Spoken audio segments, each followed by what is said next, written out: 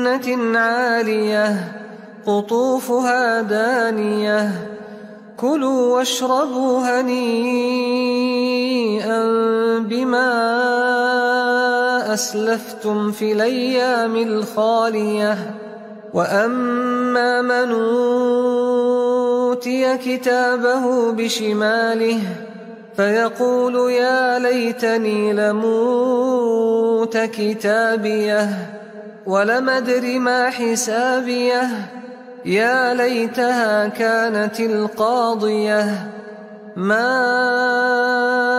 أغنى عني ماليه هلك عني سلطانيه خذوه فغلوه ثم الجحيم صلوه ثم في سلسلة ذرعها 70 ذراعا فاسلكوه إنه كان لا يؤمن بالله العظيم ولا يحض على طعام المسكين فليس له اليوم هاهنا حميم ولا طعام إلا من غسلين لا يأكله إلا الخاطئون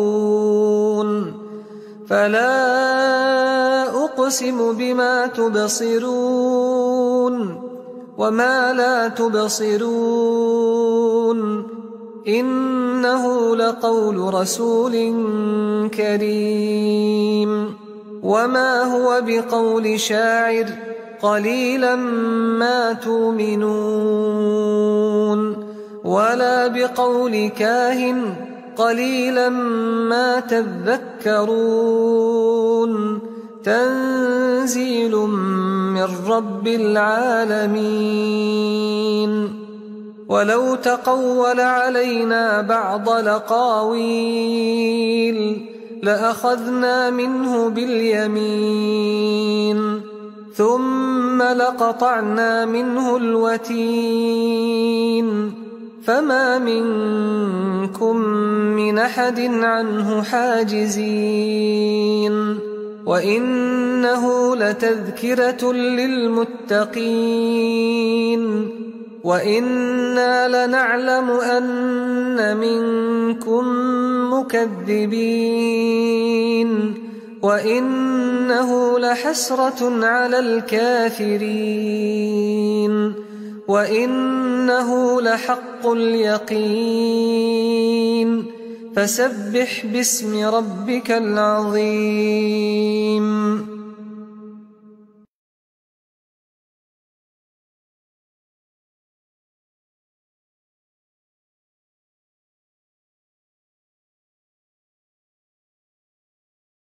أعوذ بالله من الشيطان الرجيم بسم الله الرحمن الرحيم الحاقة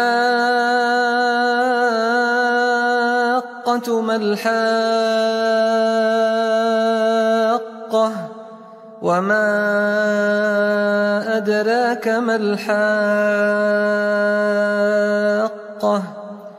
كذبت ثمود وعاد بالقارعة فأما ثمود فأهلكوا بالطاغية وأما عاد فأهلكوا بريح صرصر عاتية سخرها عليهم 7 ليال و8 أيام حسوما فترى القوم فيها صرعى كأنهم أعجاز نخل خاوية فهل ترى لهم من باقية وجاء فرعون ومن قبله والمؤتفكات بالخاطئة فعصوا رسول ربهم فأخذهم أخذة رابية إنا لما طغى الماء حملناكم في الجارية لنجعلها لكم تذكرة وتعيها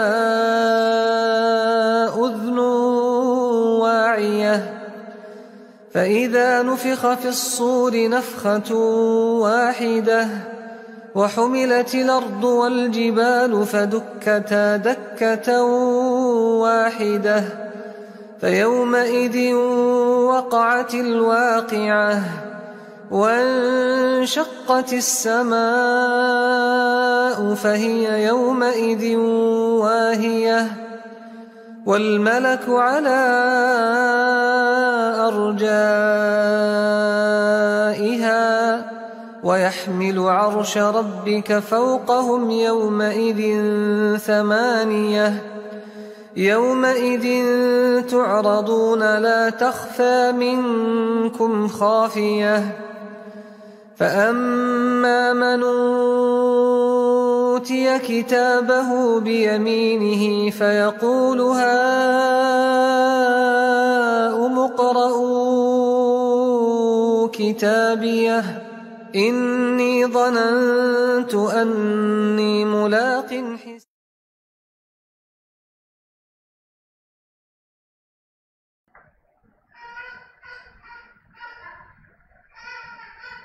Assalamualaikum warahmatullahi wabarakatuh. Bismillahirrahmanirrahim. Alhamdulillah. Wassalatu wassalamu ala Rasulillah wa ala alihi wa ashabihi wa mawala. Amma ba'd. Ikhwani fillah rahimani wa rahimakumullah. Insyaallah kita lanjutkan kajian kitab Mustalahul Hadis yang dituliskan oleh Syekh Ibnu Utsaimin rahimahullah sampai bab al-mawdu'. Sampai bab al-mawdu'. Al-mawdu' ini adalah hadis palsu. Sebelum pembahasan kita lanjutkan, sebagai muqaddimahnya, sebagai pendahuluannya, ada dua hal yang ingin Ana sampaikan pada kesempatan kita kali ini berkaitan tentang al-hadis al-mawdu'. Ya ikhwas sekalian, pembahasan ini adalah berkaitan tentang masalah suatu perkataan yang dibumbui dengan label masalah pembahasan agama. Aslinya Rasulullah SAW beliau tidak mengucapkannya, tidak mengatakannya. Tetapi orang tersebut yang menciptakan perkataan, yang menyusun suatu perkataan yang berkaitan tentang agama di dalamnya, kemudian dia mengatakan bahwa itu adalah perkataan Rasulullah SAW. Maka perkataan ini yang disebut sebagai hadisnya adalah hadis mawdu'. Aslinya bukan suatu hadis. Aslinya bukan suatu hadis, karena yang disebut sebagai sesuatu yang palsu, maka itu bukan yang asli. Kalau hadis ini adalah hadis yang maudhu', artinya hadis yang palsu, maka itu bukanlah perkataan Rasulullah SAW. Para ulama ya ikhwas sekalian, sejak zaman dahulu itu mereka telah melihat tentang adanya dan mereka mengakui bahwa di antara suatu yang dilabeli dan hadis itu ada yang disebut dengan hadis palsu. Ada yang disebut sebagai hadis palsu. Mereka telah menjumpai pada zaman-zaman mereka. Saat para ulama Islam, al-muhaddithun, usuliyun, al-fuqaha, mereka mengakui tentang keberadaan hadis palsu dalam pembahasan masalah hadis-hadis Rasulullah SAW, maka hal ini dijadikan oleh orang-orang orientalis ataupun orang-orang yang mungkirus sunnah, orang-orang yang tidak mengakui tentang kehujjahan sunnah Rasulullah SAW, dijadikan sebagai sesuatu untuk melemahkan keberadaan sunnah Rasulullah SAW. Karena kenapa? Mereka secara nggak langsung mengatakan, ini loh ada hadis palsu, ini loh ada hadis yang dikatakan oleh para ulama adalah hadis yang palsu, berarti dimungkinkan bahwa sesuatu yang diyakini oleh umat Islam sebagai suatu hadis bisa saja itu adalah hadis palsu. Ini yang dijadikan oleh mereka sebagai suatu senjata untuk tidak mengakui kehujahan suatu hadis. Aslinya mereka tidak hanya meragukan adanya suatu hadis, mereka tidak hanya meragui tentang keabsahan suatu hadis, tetapi mereka inginnya adalah tidak juga mengakui tentang Al-Quran itu adalah bersumber dari Allah Subhanahu wa Ta'ala. Dan intinya mereka ingin tidak ada orang yang mengikuti agama Islam. Mereka tidak merasa, ya Pak sekalian, tidak merasa bahwa para ulama mereka itu telah, Masya Allah, telah menyerahkan, telah mengorbankan sebagian besar waktu mereka untuk berjuang mempertahankan sunnah Rasulullah SAW, sehingga berusaha untuk memurnikan sunnah Rasulullah SAW, membentengi sunnah Rasulullah SAW dari berbagai jalurnya, dari berbagai arah, biar hadis-hadis palsu ini tidak terus menyebar dan tidak ada orang yang mengetahuinya. Dalam artian bahwa saat para ulama itu mereka telah membentengi hadis-hadis Rasulullah SAW, di antara hal yang mereka lakukan itu adalah ada ilmu-ilmu baru ataupun pengetahuan baru, batasan-batasan mana suatu hadis yang dianggap sebagai hadis yang palsu dan suatu hadis mana yang dianggap bahwa hadis itu adalah orisinil dari Rasulullah SAW. Tidak hanya berkaitan tentang hadis palsu saja, bahkan hadis yang tidak palsu pun mereka telah memilah-milahnya, mana hadis yang sahih, mana hadis yang hasan, mana hadis yang dhaif. Mereka telah menyerahkan usaha mereka, telah mengorbankan waktu mereka untuk berjuang ataupun untuk membentengi hadis-hadis Rasulullah SAW. Sehingga mereka kemudian mengumpulkan hadis-hadis palsu dalam sebagian kitab mereka dikumpulkan dalam satu tempat. Termasuk Imam Jauzi rahimahullah, beliau mempunyai kitab Al-Mawdu'at, kitab yang berisi tentang hadis palsu. Dikumpulkan oleh beliau. Begitupun sebagian ulama yang lainnya. Mereka saat menentukan bahwa hadis ini adalah hadis palsu, tidak hanya mengklaim bahwa hadisnya adalah hadis palsu, tetapi mereka juga menyebutkan alasannya. Kadang-kadang palsuan hadisnya itu dilihat dari segi sanadnya, kadang-kadang dilihat dari segi matannya. Saat dilihat dari segi sanadnya, misalkan ada sebagian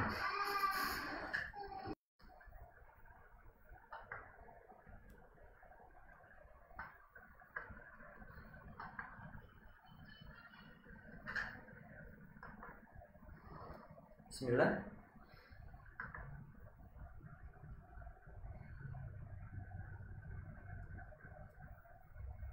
Masya Allah.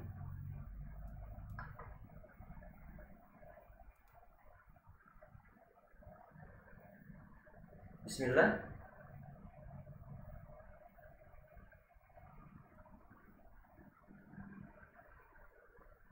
Afwan ya afwan. Listrik mati barusan. Allah alam ini udah nyambung ataukah belum? Allah alam.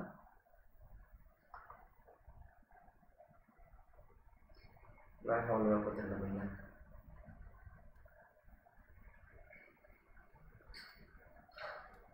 Allah alam ini udah nyambung ataukah belum? Allah alam. Listrik jelek barusan. Bismillahirrahmanirrahim.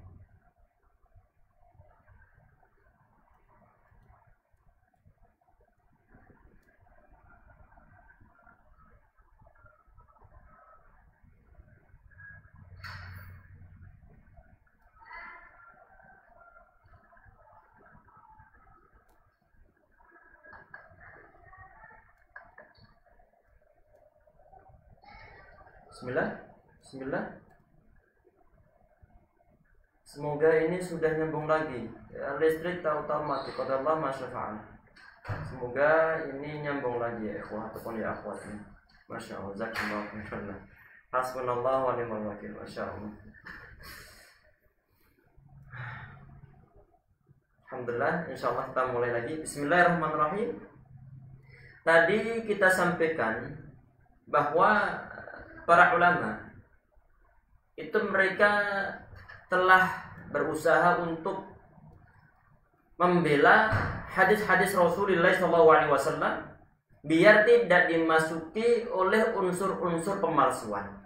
Seandainya ada unsur pemalsuan, maka akan terdeteksi oleh para ulama karena mereka telah menyebutkan, telah memberikan suatu batas-batasan tentang mana hadis yang sahih ataupun hadis yang benar-benar dari beliau, mana hadis-hadis yang palsu yang dari luar beliau, yang tidak diucap oleh beliau tapi diklaim bahwa itu adalah hadis Rasulullah SAW. Sehingga kemudian muncullah ilmu al-jarh wa ta'dil. Al-jarh wa ta'dil, yang mana di dalamnya tentang kitab ini ataupun ilmu ini tertuliskan siapa-siapa perawi-perawi ataupun orang-orang yang dia itu misalkan tukang bohong, ataupun dia itu terlalu ta'assub pada suatu hizb ataupun suatu kelompoknya, mana yang termasuk ahli bid'ah misalnya, dikumpulkan oleh para ulama dalam sebuah kitab yang membahas masalah jarh wa ta'dil. Jadi semua nama ulama ataupun nama perawi, mana yang thiqah, mana yang tidak thiqah dikumpulkan oleh mereka. Sehingga seandainya begini ya sekalian, ini masalah yang berkaitan dengan masalah ilmu ataupun hadis maudhu'. Misalkan ada suatu hadis diriwayatkan oleh 10 orang perawi, semuanya thiqah, terpercaya, masya Allah, dhabitnya, hafalannya masya Allah. Tetapi ada satu orang di antara mereka, di antara 10 tadi itu, ada satu orang dia itu terindikasi bahwa dia tukang bohong, tukang menciptakan suatu hadis. Sehingga periwayatan dari 9 orang ini, walaupun mereka itu thiqah semuanya, tapi berhubung ada satu orang perawi dari jalur ataupun dari serentetan sanadnya dia bohong, maka satu hadis ini tidak akan bisa diterima oleh kalangan para ulama dan akan tertolak dan dianggap bahwa hadisnya adalah hadis palsu. Jadi keberadaan 10 orang perawi ataupun 9 orang perawi ini tidak bisa membuat satu hadis, walaupun nama mereka disebutkan bahwa mereka itu sudah thiqah semuanya, tapi berhubung ada satu orang ini, sehingga hadisnya tidak bisa diterima. Ini adalah diantara usaha para ulama untuk membentengi, untuk memurnikan hadis Rasulullah SAW. Ini satu masalah yang ini sampaikan ya ikhwah. Kemudian masalah yang kedua, membuat anak prihatin, adalah tadi pagi ataupun mungkin kemarin malam ataupun tadi pagi, ada suatu meme ini tertuliskan tentang suatu hadis yang datangnya dari luar kelompoknya, Sebentar, Anda bacakan. Ini tentang masalah yang lagi angkat-angkat saat ini, kedatangan seorang tokoh. Kemudian termasuk pembelanya, ini dia menuliskan begini di Instagram.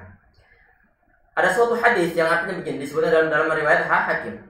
Aku tinggal kepada kamu 2 pusaka, kamu tidak akan tersesat selama-lamanya, selama kamu berpegang dengan kedua-duanya, yaitu Kitabullah, Al-Quran, dan juga cucu keturunanku. Perhatikan ya ikhwah. Kemudian dalam meme tersebut, jadi komentar tersebut itu di screen capture ataupun di screenshot, kemudian ditulisi hadis palsu.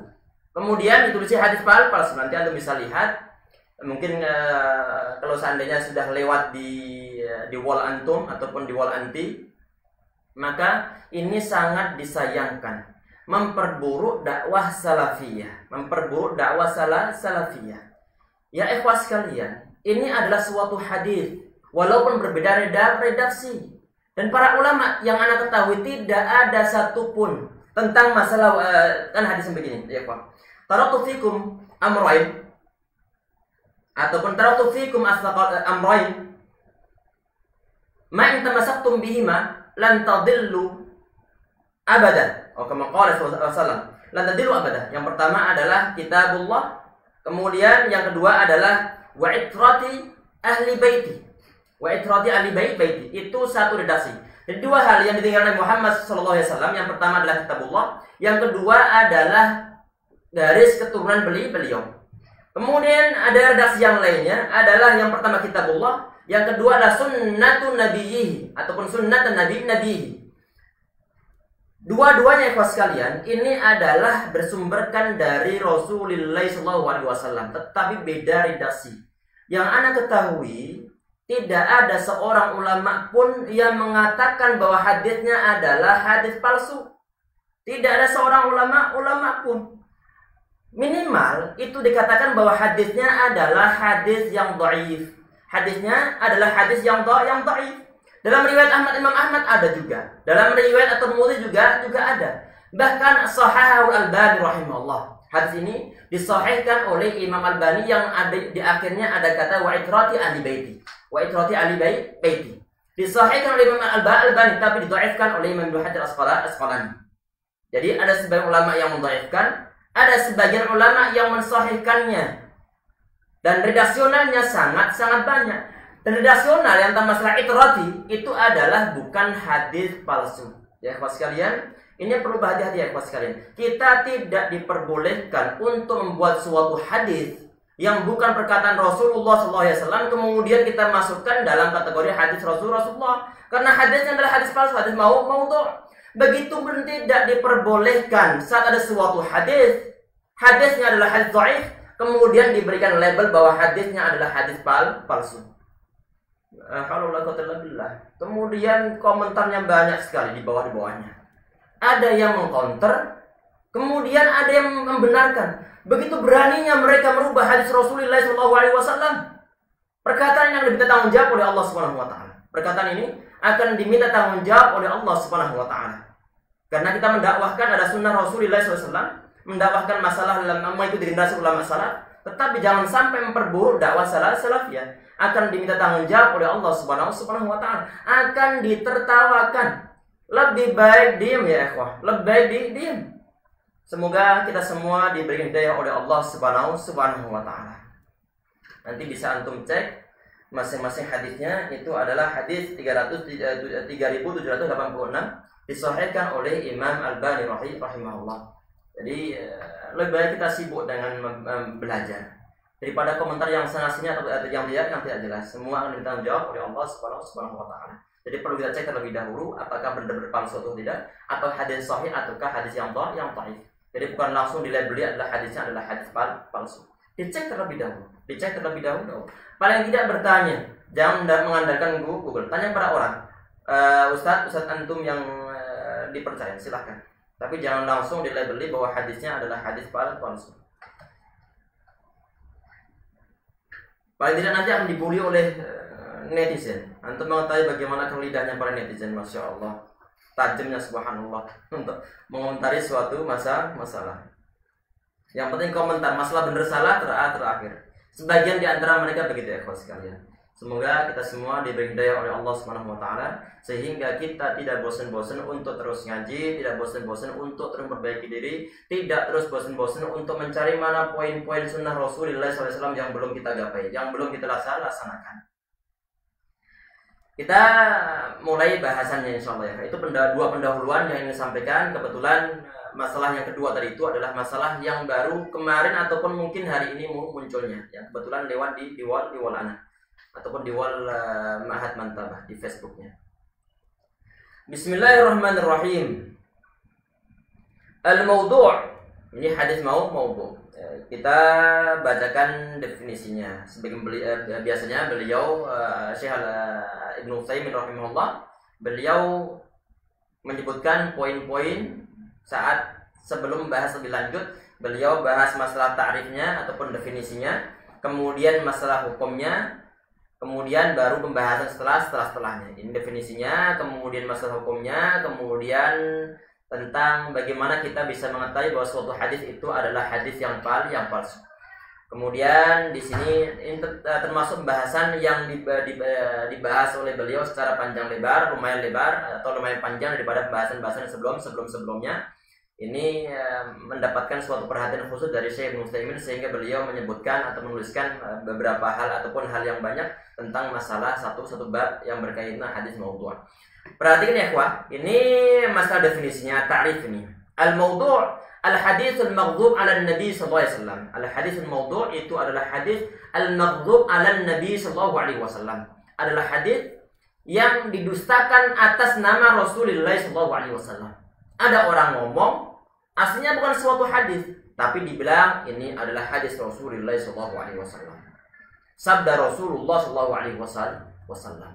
Ini masuk nanti dalam kategori orang-orang yang malsun hadis Rasulullah SAW yang diberikan ancaman oleh Rasulullah SAW man kadzdzaba alaihi muta'ammidan falyatabawwa alaihi maq'adahu minan nar kama qala alaihi salatu wasallam. Yang kedua, wa huwal mardud wa la yajuzu dzikruhu illa makrunan bayani wad'ihi. Hukumnya bagaimana tentang hadis yang maudhu' ini? Tadi kita sampaikan bahwa hadis maudhu' itu adalah bukan suatu hadis. Kalau bukan suatu hadis maka akan tertolak. Tertolak. Bukan perkataan beliau tapi diklaim bahwa itu adalah perkataan beliau. Tertolak artinya tidak bisa dijadikan sebagai suatu sanad hukum. Tidak bisa dijadikan sebagai suatu hujjah. Wala yajuzu dzikruhu illa maqrunan bi bayani wad'ihi. Saat ada suatu hadis maudhu', maka kita tidak diperbolehkan untuk menyebutkannya kecuali dibarengi disertai dan keterangan bahwa hadisnya adalah hadis maudhu'. Hadisnya adalah hadis palsu. Mungkin pernah Anda sebutkan sebagai salah satu contohnya. Lau ra'atul mar'ah ma fil jirjir la zara'adha tahta sarir. Kalau seandainya kaum wanita mengetahui khasiat apa di balik tumbuhan jirjir, niscaya dia akan menanamnya di bawah sarir, di bawah ranjang mereka. Karena kenapa? Karena kata mereka ini bahwa jirjir itu adalah bisa untuk meningkatkan gairah seksual suami istri. Sehingga perlu ditanam oleh kaum wanita. Ini hadisnya adalah hadis palsu. Hadisnya adalah hadis palsu. Mungkin yang ngomong begitu itu adalah yang ngomong bahwa jirjir itu khasiatnya begitu, itu adalah orang-orang yang jualan sayur jirjir. Ataupun misalnya al-badinjanu dawa'un min kulli da'. Badinjan ataupun terong itu adalah obat dari segala penyakit. Mungkin ini pun yang menciptakan adalah tukang penjual terong biar terongnya laris. Jadi nggak boleh menyebutkan hal tersebut kecuali dibarengi keterangan bahwa hadisnya adalah hadis palsu. Litahdzir minhu. Kenapa kok perlu diberikan keterangan tentang hadis palsu? Kenapa kok mesti diberikan suatu keterangan bahwa hadisnya adalah hadis palsu? Litahdzir minhu. Untuk mengingatkan orang-orang biar tidak dijadikan sebagai suatu sandaran hukum, biar tidak dipercaya. Ditahdzir minhu. Liqaulin Nabi sallallahu alaihi wasallam, karena perkataan Rasulullah sallallahu alaihi wasallam, man haddatsa anni, barang siapa yang membahas suatu hadis dariku, suatu perkataan dariku, bi haditsin yara annahu kadzibun, dia menyangka bahwa itu adalah kadzib, ada suatu dustaan, fahuwa ahad kadzabin, maka ataupun kadzibin, maka dia termasuk salah seorang dari orang-orang yang berdusta, dari orang-orang berdusta. Membawakan suatu hadis, membawakan suatu perkataan, dia mengetahui bahwa itu adalah bukan perkataan Rasulullah SAW, tapi dia klaim bahwa itu adalah perkataan Rasulullah SAW. Maka dia termasuk pendusta yang dalam hadis lain, maka falyatabawwa maq'adahu minan nar, maka hendaklah dia memesan ataupun menempati tempatnya di neraka. Berarti bukan sesuatu yang sepele dan haram hukumnya masukkan hadis Rasulullah sallallahu alaihi wasallam. Rawahu Muslim. Kemudian yang berikutnya kita bahas satu poin insyaallah. Wa ya'raful wad'u bi umurin minha. Jadi kepalsuan suatu hadis itu bisa diketahui dengan hal-hal berikut. Yang pertama adalah iqrarul wadi'i bihi, yaitu pengakuan pemalsu hadis itu sendiri. Pengakuan dari orang yang memalsukan hadis itu sendiri, termasuk yang dilakukan oleh Nuh bin Maryam. Dia itu memasukkan hadis Rasulullah SAW yang berkaitan tentang keutamaan surat-surat dalam Al-Quran. Saat ditanya, lima wada'at al-hadis an hadha, kenapa ente kok memasukkan hadis yang semacam ini? Ditanya oleh para ulama lainnya. Karena dia melihat bahwa orang-orang pada zamannya itu mereka telah lalai dari Al-Quran, lupa pada Al-Quran. Mereka sibuk untuk membahas tentang fikihnya Imam Abu Hanifah dan juga tentang kitab maghazinya Imam Ibnu Ishaq rahimahullah jami'an. Sehingga dia berinisiatif untuk memasukkan hadis Rasulullah SAW biar orang-orang pada kembali lagi pada Al-Quran. Ya, ikhwan, lihat, perhatikan bahwa sebagian orang yang memasukkan suatu hadis niatnya itu baik, untuk biar kembali kepada Al-Quran, biar mereka ingat lagi kepada Al-Quran. Tetapi saat di situ memasukkan suatu hadis maka tidak dibenarkan. Ingin melaksanakan suatu kebaikan, tetapi dengan cara yang salah. Ini tidak dibenarkan.